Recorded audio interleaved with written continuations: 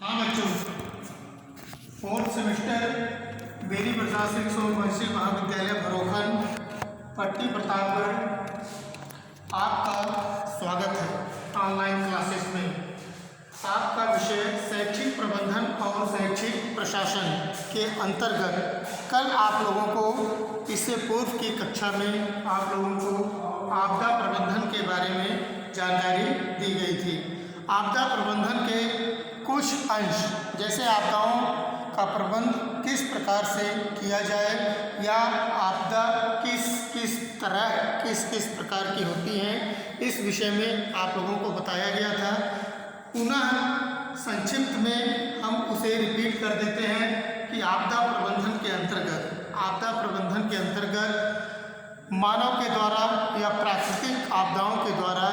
होने वाली जनहानि से बचाव हेतु हमें आपको जानकारी या ज्ञान रखना आवश्यक है, जिससे आपदाओं के समय हम शैक्षिक प्रबंधन के अंतर्गत संस्था, विद्यालय या ऐसे सार्वजनिक स्थलों पर लोगों को उपाय या लोगों का सहयोग या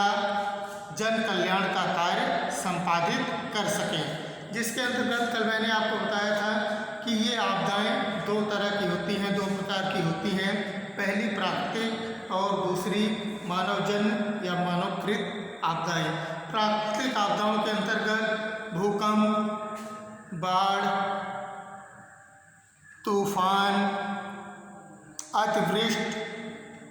या सूखा, महामारी, इस प्रकार की जो है इत्यादि इस प्रकार की घटनाएं हमें देखने को मिलती हैं। और उसके विपरीत दूसरा मानवीयकृत घटनाओं के अंतर्गत जैसे आग लगना या आग लगाना, झगड़ा, सांप्रदायिक झगड़ा या अन्य प्रकार की दुर्घटनाएं, ये सब जो है उसके अंतर्गत आती हैं। अब कल मैंने इसका विश्लेषण या इसका विस्तार पूर्वक आपको बताया था। अब इसमें सबसे आवश्यक जो पहलू और जो बिंदु होता है कि इन आपदाओं से होने वाले नुकसान से बचाव के कौन कौन से उपाय होने चाहिए या इन आपदाओं के आने के पश्चात जो है हमारा या हमारे संस्था के ऊपर या समाज के ऊपर या क्षेत्र के ऊपर किस प्रकार से प्रभाव पड़ता है। जैसे विद्यालय प्रवेश में आपदाओं के कौन कौन से प्रभाव होते हैं। विद्यालय आपदा प्रबंधन के अंतर्गत विद्यालय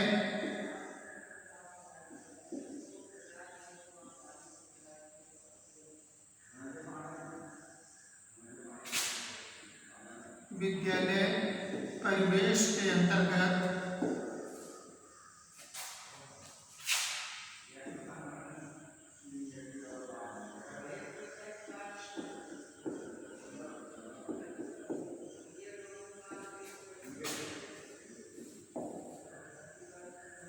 पड़ने वाले प्रभाव।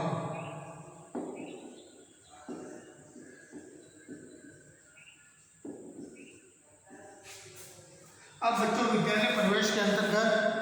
पड़ने वाले कौन कौन से प्रभाव, जिसमें मुख्य रूप से भौतिक प्रभाव होता है, मनोवैज्ञानिक प्रभाव होता है, सामाजिक प्रभाव होता है, शैक्षिक प्रभाव होता है। भौतिक प्रभाव अब विद्यालय प्रवेश के अंतर्गत जो है ये मुख्य रूप से 4 प्रभाव कार्य करते हैं। पहला है भौतिक प्रभाव, नंबर 2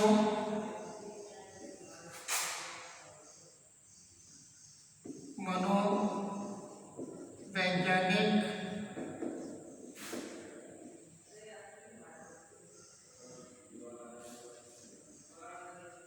प्रभाव, नंबर 3 भौतिक प्रभाव बच्चों नंबर 1, नंबर 2 मनोवैज्ञानिक प्रभाव, नंबर 3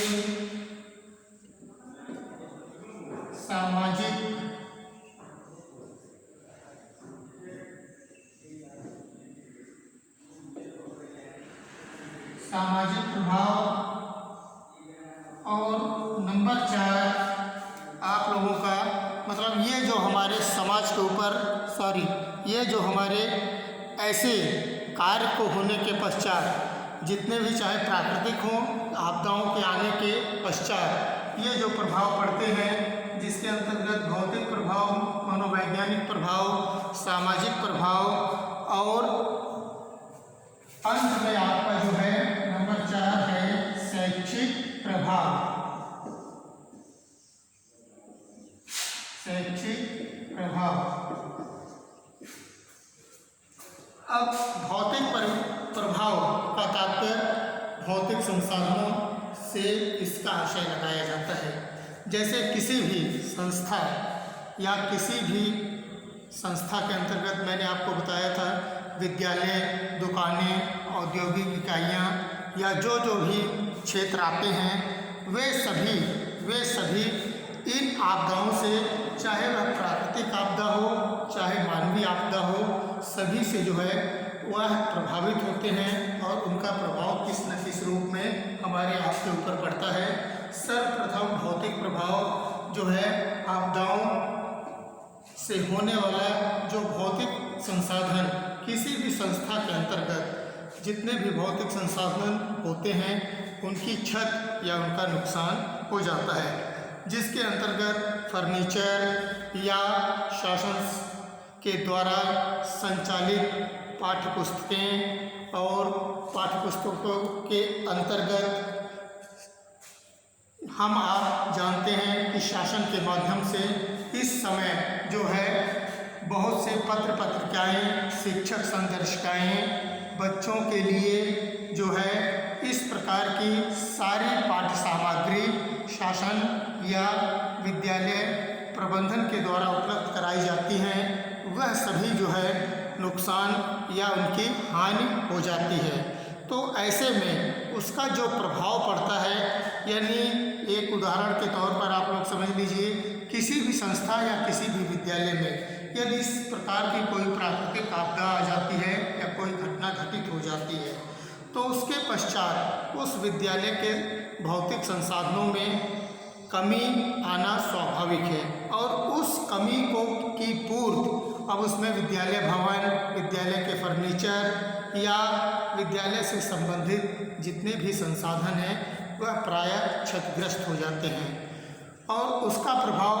आसपास, विद्यालय के आसपास समाज या क्षेत्र पर बहुत ही बुरा असर डालता है, क्योंकि माता पिता, अभिभावक, गार्जियन वह अपने बच्चों को आपके विद्यालय में भेजने से कतराते हैं कि उस विद्यालय में इस प्रकार की घटनाएं घटित हो गई या इस प्रकार की अव्यवस्थाएं हैं, बच्चों के लिए किसी भी प्रकार के संसाधन या सामग्री उपलब्ध नहीं है। तो ये भौतिक प्रभाव जो है यह विद्यालय प्रवेश के अंतर्गत पड़ने वाला जो है यह आपदा का सर्वाधिक प्रभाव माना जाता है। दूसरा मनोवैज्ञानिक प्रभाव। मनोवैज्ञानिक रूप से भी आसपास के क्षेत्रवासी या जिनके बच्चे आपकी संस्था या आपके विद्यालय से जुड़े हुए हैं उनके ऊपर भी एक मनोवैज्ञानिक दबाव बनता है। वे बच्चे भी प्रभावित हो जाते हैं जो उस घटना या उस आपदा को देखते हैं या उससे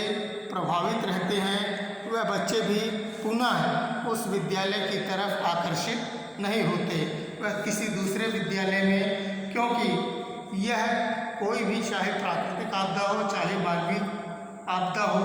यह सर्वत्र एक समान या एक रूप में नहीं होती। इसका प्रभाव अपना अलग अलग इसका प्रभाव होता है। कहीं पर इसका प्रभाव जैसे तूफान है, तूफान हम आप जानते हैं, कहीं पर यह अत्यधिक विनाशकारी या भयंकर घटनाओं को अंजाम दे देता है, या बाढ़ है, बाढ़ से भी कुछ क्षेत्र अत्यधिक प्रभावित होते हैं। अब उस क्षेत्र के अंतर्गत जो विद्यालय जो संस्थाएं उससे प्रभावित होती हैं वहाँ का दृश्य बहुत ही भयानक या बहुत ही खतरनाक होता है। और वहाँ जो बच्चे या बच्चों के माता पिता या बच्चों के आसपास के नात रिश्तेदार जो भी उस घटना को देखते हैं वह पुनः उनके ऊपर एक मनोवैज्ञानिक दबाव हो जाता है कि इस क्षेत्र में तो प्रायः इस प्रकार की घटनाएं घटित होती रहती हैं, हम अपने बच्चों को कहीं भी सुरक्षित या ऐसे विद्यालयों में जो है उनका नामांकन करवाएं जहां पर इस प्रकार की घटनाएं नहीं घटित होती। तो इससे जो है उस शैक्षिक संस्था के ऊपर एक प्रभाव पड़ता है। आगे है सामाजिक प्रभाव। समाज, हम आप सभी जो है प्रायः समाज से घिरे होते हैं, तो हम आप सभी जानते हैं कि सामाजिक प्रभाव भी अपनी महत्वपूर्ण भूमिका किसी भी संस्था विद्यालय के लिए वह बहुत ही महत्वपूर्ण भूमिका का निर्वहन करता है। जब समाज में इस प्रकार की भ्रांतियां या भय उत्पन्न हो जाता है कि उस विद्यालय भवन के निर्माण में कोताही की गई या सामग्री में उच्च गुणवत्ता या इस प्रकार के व्यवस्थाओं का ध्यान नहीं रखा गया कि यह विद्यालय भवन या विद्यालय के संसाधन प्राकृतिक आपदाओं के समय सुरक्षित रह सकें, तो इससे भी एक लोगों के ऊपर ऐसा मैसेज जाता है या ऐसा दुष्प्रचार होता है कि जिससे आसपास के जो भी बच्चे विद्यालय से संबंधित होते हैं, विद्यालय में आते हैं, नामांकन जिनका भी रहता है वह सभी उससे प्रभावित हो जाते हैं और पूरे समाज में उस संस्था या उस विद्यालय के प्रति जो है एक हे भावना या ऐसी दृष्टि बन जाती है जिससे उस संस्था का विकास अवरुद्ध हो जाता है। उसके बाद शैक्षिक प्रभाव। शैक्षिक प्रभाव के अंतर्गत हम आप सभी जानते हैं कि जहाँ पर ऐसी आपदाएं, चाहे वह मानव जनित आपदा हो या प्राकृतिक आपदा हो, वहाँ पर संसाधनों का प्रायः अभाव हो जाता है और उसी अभाव के कारण वह शैक्षिक प्रभाव, अगर यदि कुछ बच्चे वहाँ पर नामांकन करवा भी लेते हैं तो उसके लिए संपूर्ण संसाधनों की व्यवस्थाएं या शैक्षिक व्यवस्थाएं, शैक्षिक संसाधन जिसके अंतर्गत शिक्षण सहायक सामग्री, पाठ्य पुस्तकें या अन्य भौतिक संसाधन, फर्नीचर इत्यादि की सारी व्यवस्थाएं तत्काल उपलब्ध नहीं हो पाती, जिससे एक प्रभाव यह भी पड़ता है। तो बच्चों, ये आपदा प्रबंधन के प्रभाव जो पड़ते हैं आपदाओं से होने के पश्चात भी आपकी संस्था या आपकी विद्यालय के ऊपर ऐसे प्रभाव पड़ते हैं, तो उससे बचने के लिए हमें आपको पूर्व में ही इन आपदाओं से बचने या आपदाओं के समय सभी जनधन की सुरक्षा या जनधन की हानि से बचाव के उपाय करने आवश्यक होते हैं। तो आप लोग, उम्मीद है कि इस प्रकरण को, इस टॉपिक को, आपदा प्रबंधन को पूर्ण रूप से समझ गए होंगे। आज हम आपको उसके पश्चात अगला आपका एक टॉपिक है, अगला पाठ है प्रभावपूर्ण विद्यालय प्रबंधन। प्रभावपूर्ण विद्यालय प्रबंधन के बारे में आप लोगों को जानकारी दी जाएगी। अब प्रभावपूर्ण विद्यालय प्रबंधन, इसकी अवधारणा या प्रभावपूर्ण विद्यालय प्रबंधन के सिद्धांत की अवधारणा की आवश्यकता क्यों महसूस की गई, इसके बारे में आप लोगों को थोड़ी सी जानकारी उपलब्ध करा दी जाएगी।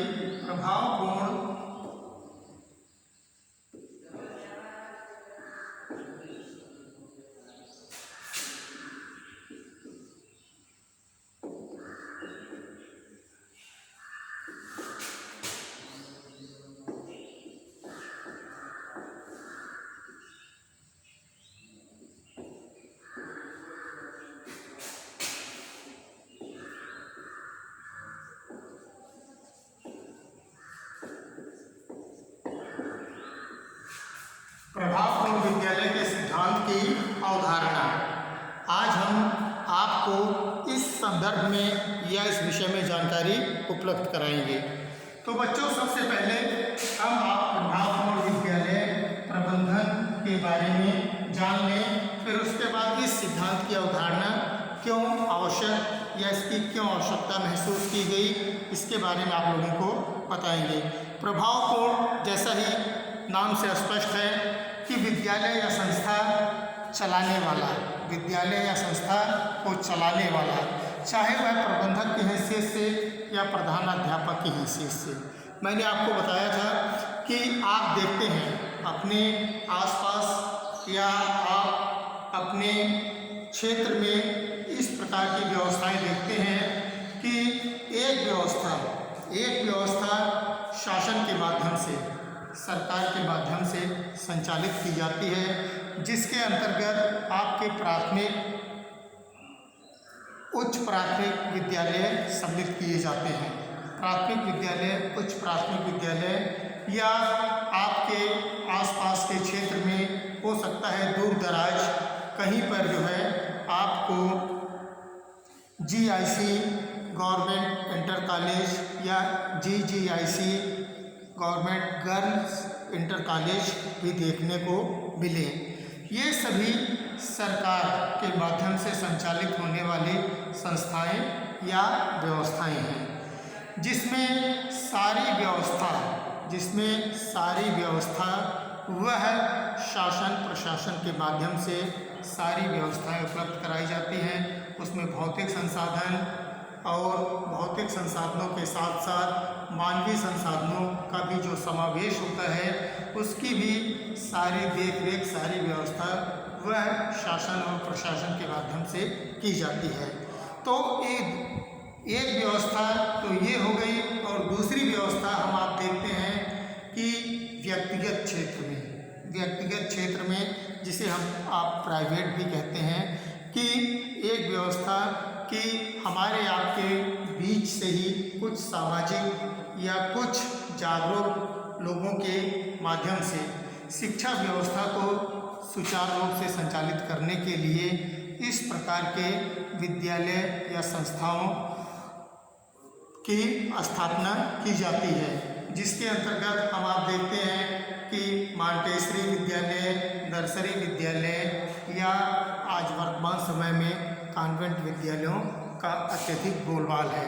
वहाँ पर सारी व्यवस्थाएं एक व्यक्ति विशेष या कुछ व्यक्ति विशेष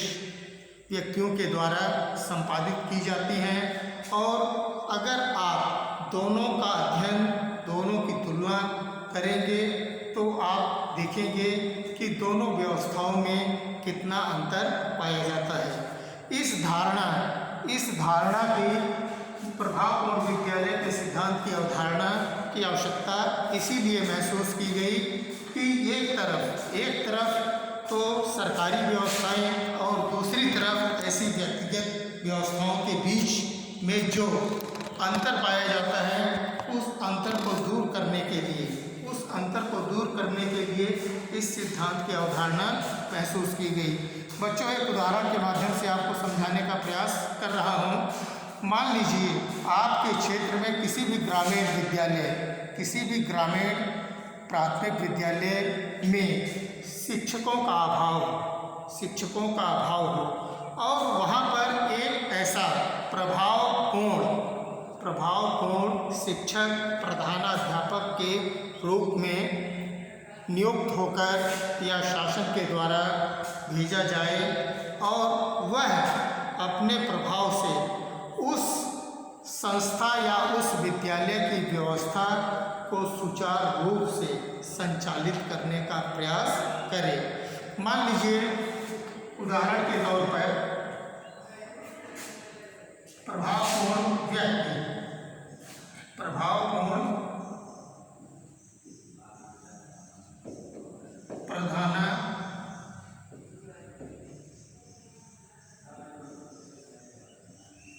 अध्यापक,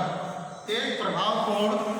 विद्यालय का एक प्रधानाध्यापक, प्रभावपूर्ण जो है वह अपने आप को, अपना प्रभाव जो है वह समाज में दिखाना चाहता है, क्षेत्र में दिखाना चाहता है। एक प्रधानाध्यापक, मान लीजिए वह अकेला, वह एकल हो, प्रधानाध्यापक एकल हो, अकेला हो और उस विद्यालय में बच्चों की संख्या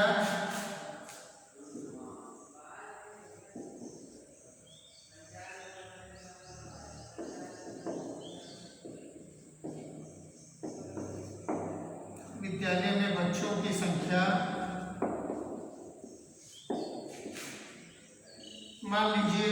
300 बच्चे हों, 300 बच्चे हों। ये एग्जाम्पल है, आप लोगों को समझाने का प्रयास किया जा रहा है कि यदि कोई ऐसा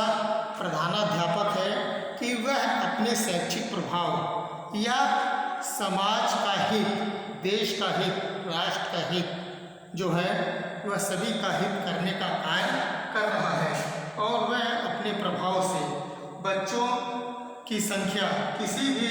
प्राथमिक विद्यालय में या किसी भी विद्यालय में बच्चों की संख्या 300 हो और वह एकल प्रधानाध्यापक हो, उसके पास और शिक्षकों की व्यवस्था ना हो, तो ऐसे में यदि वह चाहता है कि हमें सभी बच्चों को पूर्ण रूप से शिक्षा या पूर्ण रूप से शिक्षण का कार्य करवाना है, बच्चों का किसी भी प्रकार का नुकसान न हो, बच्चों की कक्षाएं भी पूर्ण रूप से संचालित होती रहे, तो वह अपने उच्च अधिकारियों को अवगत कराता है कि विद्यालय में हम अकेले हैं, एकल हैं, आप अन्य शिक्षकों की व्यवस्था विद्यालय में की जाए या इसके साथ साथ वह प्रधानाध्यापक गांव के परिवेश से परिचित होता है, ग्रामीण या गांव में जाता है, लोगों के बीच में जनसंपर्क के माध्यम से सभी को